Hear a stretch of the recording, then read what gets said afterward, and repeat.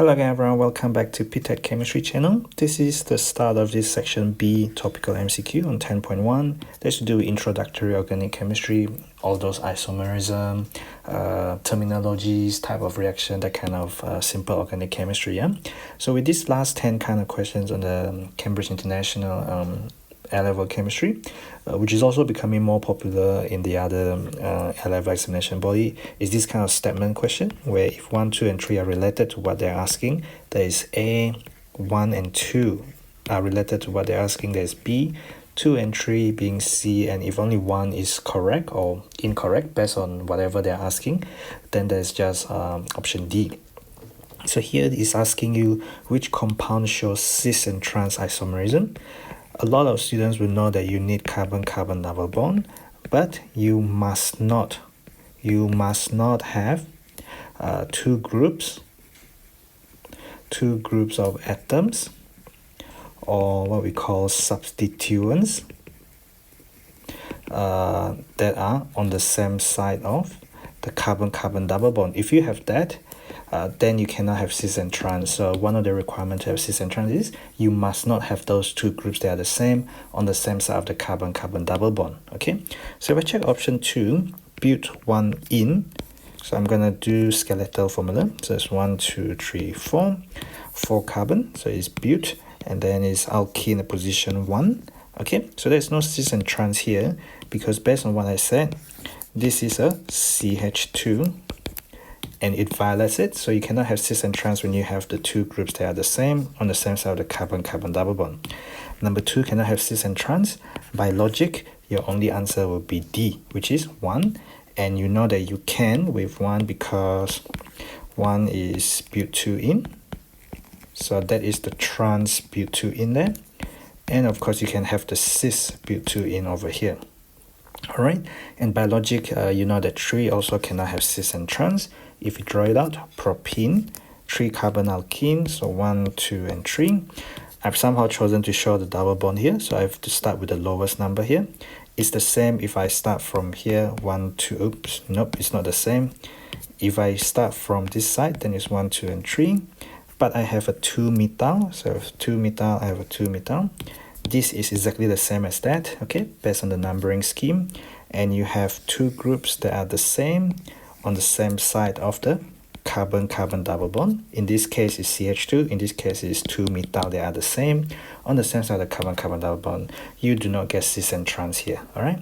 So I don't really have to check for 1 and 3 based on logic, but again, you could have done it and you would still be able to get the correct answer, okay?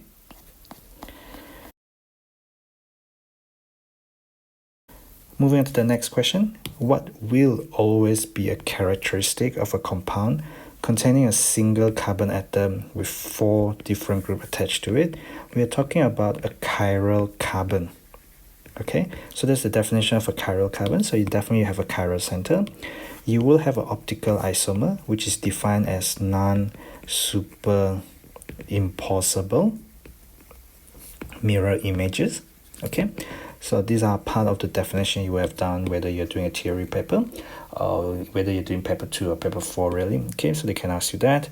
It will have a structural isomer, not necessarily, because what we are dealing with is we are dealing with stereoisomers. Okay, so when you have optical isomer, we talk about things like stereoisomer because under stereoisomers they have the same molecular formula, but and also same structural formula, but different arrangement of atoms in space, and they are divided into geometric and optical. So definition of stereoisomers are always asked in theory, yeah? So by default you should know the definition very well. So that's just option 1 and 2.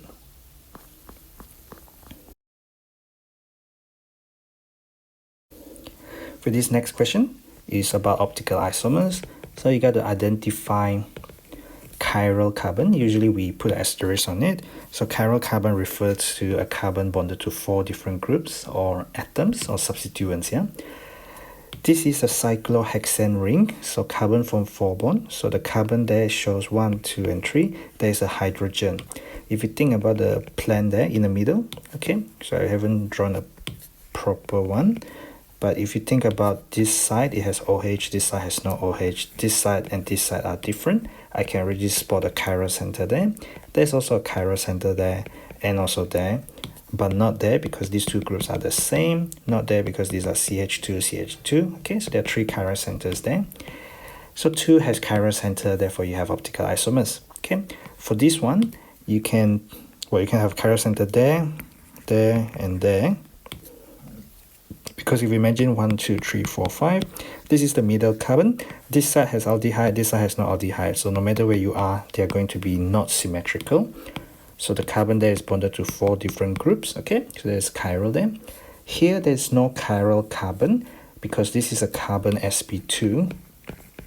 If you are not okay with hybridization, I suggest you go back to my structure and bonding topical playlist and have a look at VSE PR and hybridization kind of video where I talk more describing those. They are very important to know that they are trigonal planar 120 degree and not 180 degree as shown there. This is also carbon sp2 and carbon sp2 as well. There's alkene. So the carbon there is bonded to one, another one to hydrogen, another sigma to the carbon. Because that is a double bond, it has 1 sigma and 1 pi. You do have geometric isomers, which is cis and trans, because you don't have 2 groups that are the same on the carbon-carbon double bond. So what I mean is you could have that, and of course that is the trans, and you could have the cis, which is this one. So these are called geometric isomers. They are not optical isomers, okay? Although both of these are stereoisomers, so you gotta read what do they want, yeah? So 1 and 2 are correct, so it's option B.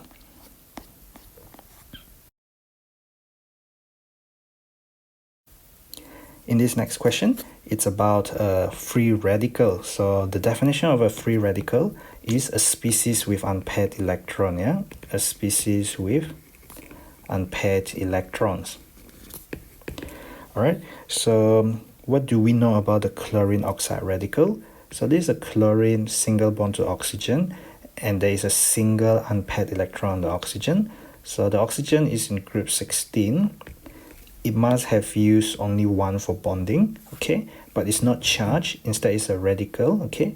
It's got 1 electron, 2, 3, 4, 5, 6. Oxygen is in group 16. Chlorine will be in group 17.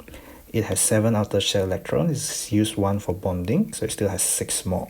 Okay, so that is Cl over free radical. You have a single covalent bond because if I want to draw the dot and cross, I would cross out this single covalent bond. I would have dot and cross. This is a single covalent bond, yeah, as shown there. Single covalent bond.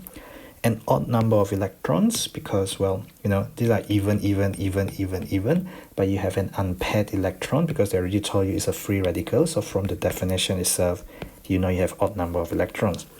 Dative covalent bond from oxygen to chlorine is wrong because you just have a normal covalent bond. You do not have a dative covalent bond at all here. Okay, so 1 and 2 are correct. That's option B.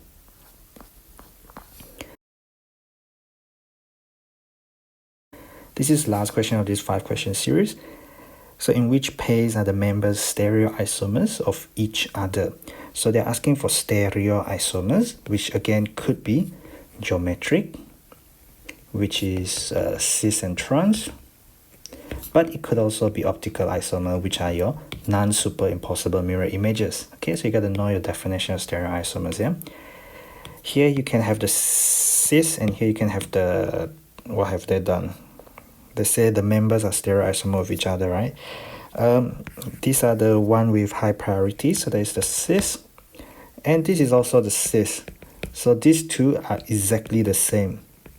You just rotate the molecule. You haven't gotten the trans at all. Both of these are the cis. They are exactly the same. They are not cis or trans pair, alright? Number 2 is wrong, which means only 1 is correct. And as you could see, you could put a mirror plane there.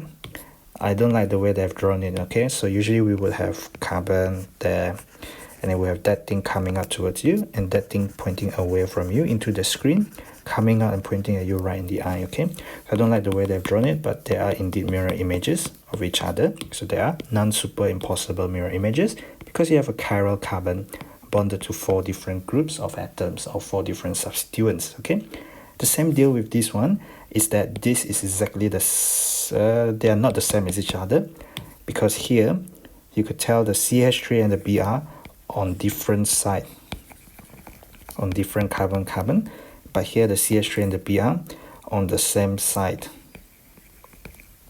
of carbon-carbon double bond.